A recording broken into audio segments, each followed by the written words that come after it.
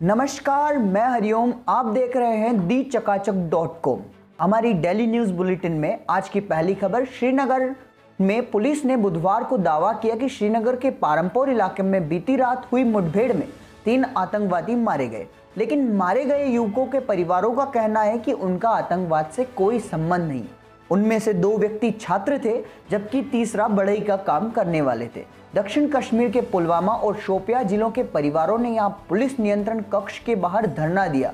उन्होंने दावा किया है कि मारे गए युवकों में से एक कक्षा 11 का छात्र था, तो दूसरा विश्वविद्यालय का छात्र था, और जैसा कि हमने बताया कि तीसरा बढ़ई का काम करने वाले थे। झारखंड के कोंडरसा स्टेशन पर 2 मजदूरों को राजधानी एक्सप्रेस के टीटीई के खिलाफ शिकायत दर्ज कराई गई है। मजदूरों का कहना है कि कंफर्म सीट होने के बाद भी टीटी ने उन्हें बाहर निकाल दिया और यह कहा कि तुम जैसे लोग, क्योंकि इस ट्रेन के डिब्बे में बैठने की औकात नहीं है।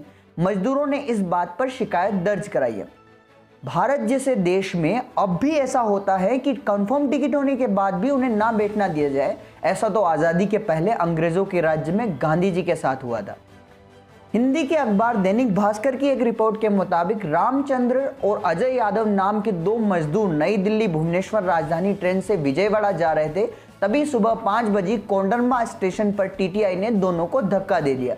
यह उसी न्यूज़ के बारे में है जिस पर उन्होंने दर्ज कराया कि टीटी ने कहा कि तुम्हारी औकात नहीं है इस ट्रेन में सफ़र करने की।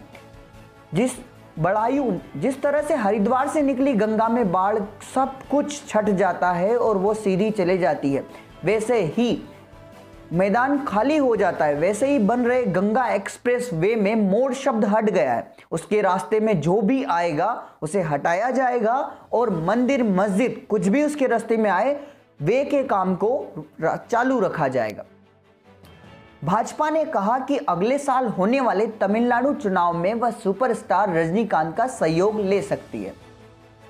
जानिए कि अभी जो है पश्चिम बंगाल में चुनाव आने वाले हैं और मोदी जी ने रविंद्रनाथ टैगोर जैसा लुक ले लिया है।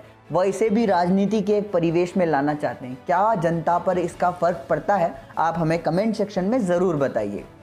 प्रधानमंत्री नरेंद्र मोदी ही उनके चुनाव का नेतृत्व करेंगे, ये उन्होंने साफ कर दिया है।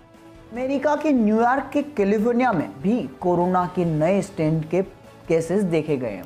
कोरोना के बारे में हमने पूरा सेकेंड स्ट्रेन के बारे में पूरी जानकारी दी गई है। आप नीचे डिस्क्रिप्शन में जाकर लिंक पे क्लिक करके पूरे कोरोना को आसानी से जान सकते हैं। आज राजनाथ सिंह ने कहा कि किसानों से हुई 7वें दौर की वार्ता में कोई अभी तक निर्णय नहीं निकला है, इसलिए 4 जनवरी को दोबारा से वार्ता की जाएगी। दोनों अपने अपने पक्षों को मजबूत लेकर खड़े हुए हैं, कोई भी अपना पक्ष नहीं छोड़ना चाहता है। मेरी एक छोटी सी जानकारी इसके बारे में यह है कि सरकार कहती है कि हम कानून में कोई फेरबदलाव नहीं करेंगे, अगर आपको कोई और चीज़ चाहिए तो हम इसमें नहीं लिख सकते, लेकिन आपको लिखित में देंगे। और किसानों का कहना है कि अगर आप इतने ही अपने पक्ष पे मजबूत हैं तो हमें उस कानून के साथ एमएसपी के बारे में कानून में लिखकर क्यों नहीं दे देते। किसान अडिग हैं कि पूरे कानून को वापस लिया जाए और सरकार चाहती है कि कानून को वैसा ही लागू किया जाए। आप देख रहे थे डेली न्यूज़ बुलेटिन द चकाचक।